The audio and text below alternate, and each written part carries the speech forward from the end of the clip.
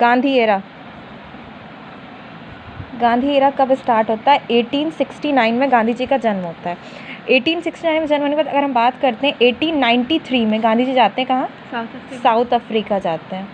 ये वकील रहते हैं तो वहाँ प्रैक्टिस के सिलसिले में केस में जाते हैं, साउथ अफ्रीका जाते हैं। साउथ अफ्रीका में पहली बार अगर पूछा जाता है कि सत्याग्रह मूवमेंट या अगर मैं बात करूं सत्याग्रह वर्ड सबसे पहली बार कब यूज़ होता है, तो सत्याग्रह वर्ड सबसे पहली बार साउथ अफ्रीका में यूज़ होता है। उसके बाद जब गांधी जी 1915 में इंडिया वापस आते हैं, कहाँ आते हैं? इंडिया आते हैं और 1950 में ही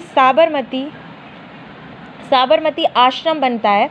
एक्चुअल में ये आश्रम जो होता है ये अहमदाबाद में होता है, ठीक, अहमदाबाद में बनता है। लेकिन 1917 में इस आश्रम को शिफ्ट किया जाता है साबरमती की जो नदी है उस नदी के किनारे, तो वहाँ से इसका नाम पड़ता है साबरमती आश्रम। 1917 में कब पड़ता है?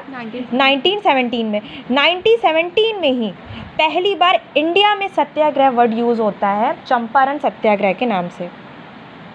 चंपारण सत्याग्रह के नाम से आईसीएसई बोर्ड ने चंपारण सत्याग्रह हटा दिया है, ये तो नहीं आ रहा तुम्हारे एग्जाम में। लेकिन चंपारण सत्याग्रह की अगर मैं बात करूँ तो चंपारण सत्याग्रह मूवमेंट जो होता है ये नील के लिए होता है। जो नील आप कपड़ों में डालते हो, यूज़ करते हो, अब तो नहीं लोग करते यूज़, पहले के टाइम में जो नील यूज़ होती थी तो वही नील की खेती की जाती थी इंडिया के फार्मर्स के थ्रू। लेकिन क्या हुआ 1915 में जर्मनी ने एक आर्टिफिशियल नील बना दी रहती है, ठीक, और आर्टिफिशियल नील की कीमत ब्रिटेन की कंपनी उसकी नील की कीमत से काफ़ी कम रहती है। तो डिमांड किसकी होती है? जर्मनी की नील की। तो इनको काफ़ी लॉस होता है, तो ये फार्मर्स को सही से कीमत अदा नहीं करते और इनको बहुत लॉस होता है। और सबसे इम्पॉर्टेंट बात कि फार्मर्स के साथ अभी ज़बरदस्ती करने लगते हैं, फार्मर्स की कंडीशन बहुत ख़राब होती जाती है, तो सब किसके पास आते हैं? दौड़ते दौड़ते गांधी जी के पास आते हैं। तो गांधी जी सबसे पहली बार 1917 में सत्याग्रह वर्ड यूज़ करते हैं और इस मूवमेंट को नाम देते हैं चंपारण सत्याग्रह। और राजेंद्र प्रसाद कौन है भाई? राजेंद्र प्रसाद कौन है? इंडिया के पहले प्रेसिडेंट, वेरी गुड। इंडिया के पहले प्रेसिडेंट कौन है? डॉक्टर राजेंद्र प्रसाद। तो डॉक्टर राजेंद्र प्रसाद जाते हैं चंपारण, वहाँ पे लगभग 300 रिपोर्ट तैयार करते हैं। 300 फार्मर्स के लिए जो रिपोर्ट्स होती है उसको तैयार करते हैं कि फार्मर्स की क्या कंडीशन है, और फिर वो रिपोर्ट को किसे दिखाते हैं? गांधी जी को दिखाते हैं। तो गांधी जी वहाँ पे जब जाते हैं, चंपारण जाते हैं, तो वहाँ पे जी मूवमेंट स्टार्ट करते हैं। तो वहाँ पे पहली बार उन्हें मोतिहारी कोर्ट में प्रेजेंट होना पड़ता है। पहली बार इंडिया में गांधी जी पहली बार कोर्ट में कब प्रेजेंट होते हैं? तो चंपारण की वजह से वो मोतिहारी कोर्ट में प्रेजेंट होते हैं। चंपारण एक डिस्ट्रिक्ट है बिहार का, याद रखना। कहाँ का डिस्ट्रिक्ट है? बिहार का डिस्ट्रिक्ट है। और चंपारण में ही गांधी जी जाते हैं, वहाँ पे मोतिहारी कोर्ट में प्रेजेंट होते हैं। और उस कोर्ट में प्रेजेंट होने के बाद वो कलेक्टर के सामने 300 रिपोर्ट रखते हैं। तो कलेक्टर कहता है कि बिल्कुल गलत हो रहा है इन फार्मर्स के साथ, जो 3 गठिया सिस्टम लगाया गया है, तो उसको कैंसिल किया जाता है। फिर होता है 1918 में मिल वर्कर मूवमेंट।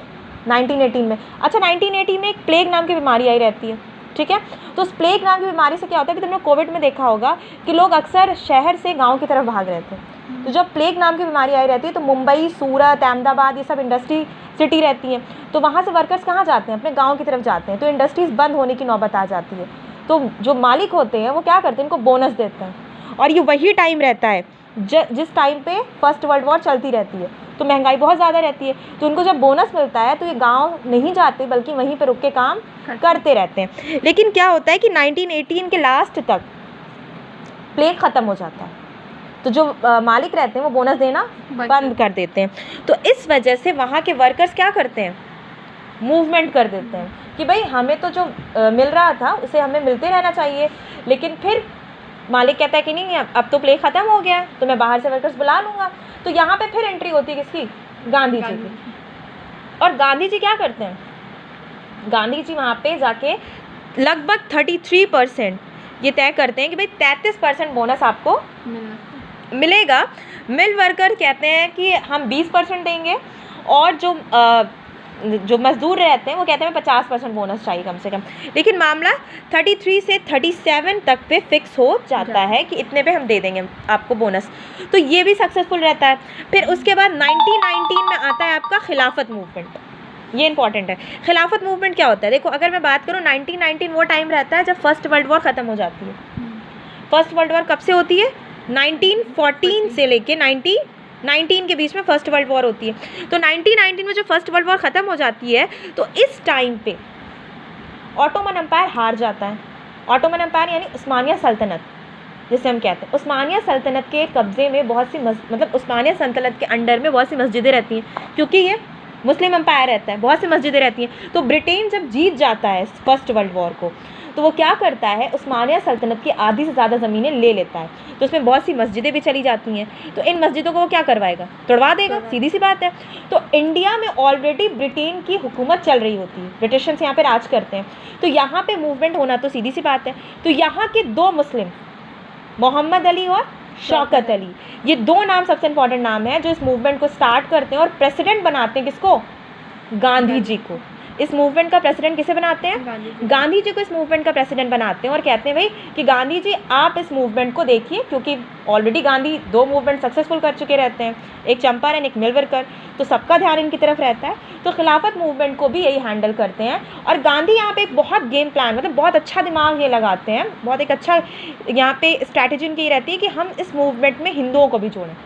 तो वो 1920 में क्या कर देते हैं, असहयोग आंदोलन यानी नॉन कॉपरेशन मूवमेंट स्टार्ट कर देते हैं कि भाई हम कॉपरेट नहीं करेंगे किसके साथ, ब्रिटिशियंस के साथ। इस मूवमेंट का मकसद क्या रहता है कि जितने भी गवर्नमेंट जॉब में लोग हैं वो सारी की सारी गवर्नमेंट जॉब छोड़ दें, गवर्नमेंट जॉब छोड़ दें। स्कूल में या कॉलेजेस में जितने भी आप सरकारी स्कूल कॉलेजेस, उस टाइम क्या मतलब था, ब्रिटिशर्स के अंडर में जो थे, तो उन सबको आप क्या कर दीजिए, छोड़ दीजिए।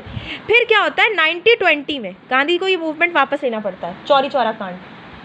चौरी चौरा कांड में क्या होता है, चौरी चौरा कांड में क्या किया जाता है कि पूरी की चौरी चौरा भी गोरखपुर के पास पड़ता है। चौरी चौरा में क्या होता है कि वहाँ पे एक पुलिस स्टेशन रहता है, वहाँ पे तकरीबन 27 पुलिस वाले रहते हैं, उनको पुलिस चौकी रहती है छोटी सी, उस पुलिस चौकी में आग लगा दी जाती है और वो 27 के 27 पुलिस वाले मारे जाते हैं। ये कौन करता है, ये आंदोलनकारी करते हैं। एक्चुअल में उसका फैक्ट अलग रहता है कि वो जो पुलिस वाले रहते हैं वो कुछ लोगों को बंदी बना लेते हैं, यानी उनको गिरफ्तार कर लेते हैं और यहीं पे उन पे मतलब एयर फायरिंग के दौरान 2-3 लोगों को गोली लग जाती है।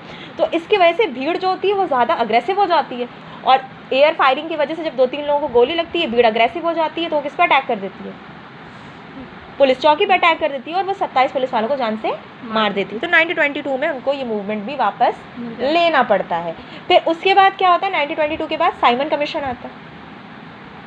साइमन कमीशन के बाद अगर मैं बात करूं, फर्स्ट राउंड टेबल कॉन्फ्रेंस कब होती है, फर्स्ट राउंड टेबल कॉन्फ्रेंस होती है 1930 में, 1931 में सेकेंड, 1932 में थर्ड।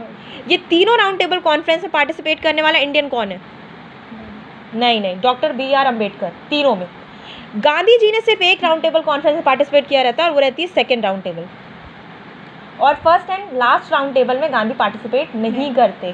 फर्स्ट राउंड टेबल में गांधी पार्टिसिपेट नहीं करते। डॉक्टर BR अम्बेडकर वो व्यक्ति हैं जो तीनों राउंड टेबल में पार्टिसिपेट करते हैं।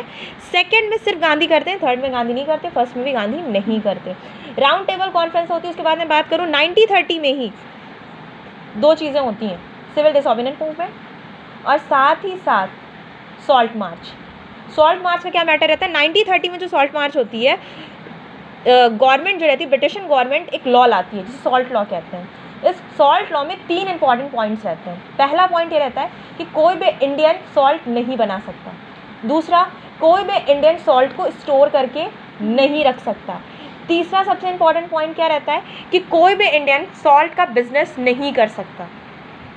और वो क्या करते हैं, सॉल्ट पर टैक्सेस बहुत ज़्यादा बढ़ा देते हैं। और सॉल्ट, नमक जानती हो, एक बेसिक चीज़ होती है, अगर उस पर दाम बढ़ा दिए जाएंगे तो कंडीशन क्या हो जाएगी, बहुत ख़राब हो जाएगी। तो इसलिए गांधी जी क्या करते हैं भाई, 1930 में ही गांधी जी सॉल्ट लॉ को तोड़ते हैं और वो खुद नमक बनाते हैं, जिसके बाद वो जेल जाते हैं। तो ये जो एक मार्च चलाते हैं, इसमें तकरीबन स्टार्ट में उनके साथ बहुत कम लोग रहते हैं, 70-72 के लगभग लोग रहते हैं, लेकिन बाद में ही इनके साथ काफ़ी लोग जुड़ जाते हैं। उसके बाद में बात करूँ, 1942 में स्टार्ट होता है आपका भारत छोड़ो, क्विट इंडिया मूवमेंट, और उसी का रिजल्ट हमें देखने को मिलता है 1947 जब हम आज़ाद हो जाते हैं। तो ये था पूरा गांधी एरा में। काफ़ी कुछ इसमें मैंने छोड़ दिया है क्योंकि बहुत कुछ है इसमें गांधी एरा में, और भी बहुत चीज़ें हैं। राउंड टेबल कॉन्फ्रेंस है, साइमन कमीशन, गो बैक के नारे लगते हैं। साइमन कमीशन है आपके सिलेबस में, साइमन कमीशन, जिसमें कहा जाता है कि इंडिया में एक कमेटी बनाई जाती है। जलियांवाला बाग है आपने 1919 में जलियांवाला बाग होता है, ठीक है। 1919 में जलियांवाला बाग में क्या होता है, तकरीबन 1000 लोग जलियांवाला बाग जो कि अमृतसर में है, वहाँ पे एक मीटिंग होती है। किस लिए मीटिंग होती है? एक्चुअल में 1919 में ब्रिटिश गवर्नमेंट एक एक्ट लाती है जिसे हम क्या कहते हैं, रॉलेट एक्ट। क्या नाम देते हैं उसे? Rowlatt act. रॉलेट एक्ट का क्या मैटर रहता है? रॉलेट एक्ट क्यों आता है? इस एक्ट को ब्लैक एक्ट भी कहते हैं। वजह क्या है, क्यों ब्लैक एक्ट कहते हैं इस एक्ट को? क्योंकि इस एक्ट में कहा जाता है कि कोई भी इंडियन अगर किसी भी मूवमेंट में पार्टिसिपेट करते हुए गिरफ्तार होता है, अरेस्ट किया जाता है, तो उसको ना तो कोई मौका मिलेगा कोर्ट जाने का, ना वो कोई वकील कर सकता है, सीधे उसको पनिशमेंट मिल जाएगी। इसीलिए इसे क्या कहते हैं, रॉलेट एक्ट कहते हैं। तो 1919 में इसी एक्ट के अगेंस्ट एक मीटिंग रखी जाती है। वो मीटिंग बिल्कुल भी वायलेंस नहीं होती, नॉन वायलेंस मीटिंग होती है।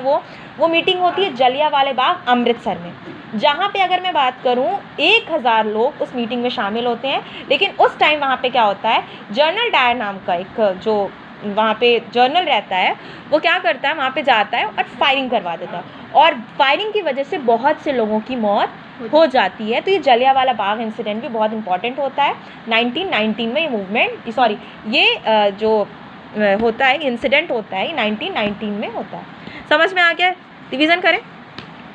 1989 में अगर मैं बात करूँ, 1989 में गांधी जी की डेट ऑफ बर्थ है, सॉरी 1869 में गांधी जी पैदा होते हैं। 1893 गांधी जी अफ्रीका जाते हैं, और 1950 में गांधी जी वापस आते हैं। 1950 में ही साबरमती आश्रम की नींव रखी जाती है, लेकिन इसे साबरमती रिवर पर यानी साबरमती नदी के किनारे कब शिफ्ट किया जाता है, 1917 में। 1917 में ही चंपारण होता है। अगर मैं बात करूँ 1917 में चंपारण, 1918 में मिल वर्कर मूवमेंट, 1919 में आपका खिलाफत मूवमेंट, और 1919 में ही रॉलेट एक्ट, और 1919 में ही जलियांवाला बाग भी होता है। उसके बाद मैं बात करूँ 1920 में नॉन कॉपरेशन मूवमेंट, और 1920 में नॉन कॉपरेशन मूवमेंट, और 1922 में चौरी चौरा मूवमेंट, और चौरी चौरा मूवमेंट के बाद 1930 में आपका होता है सिविल डिसोबीडियंस सॉल्ट मार्च। 1931 में आपका होता है, 1931 में क्या होता है, राउंड टेबल।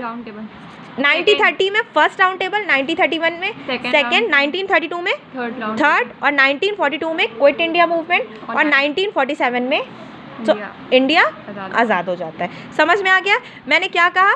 1919 में खिलाफत मूवमेंट, 1920 में आपका नॉन कॉर्पोरेशन मूवमेंट, ठीक है, और 1922 में चौरी चौरा, और 1922 के बाद 1930 में civil disobedience salt march, 1931 second round table, 1930 first round table, 1932 third round table, और 1942 क्विट इंडिया मूवमेंट, 1947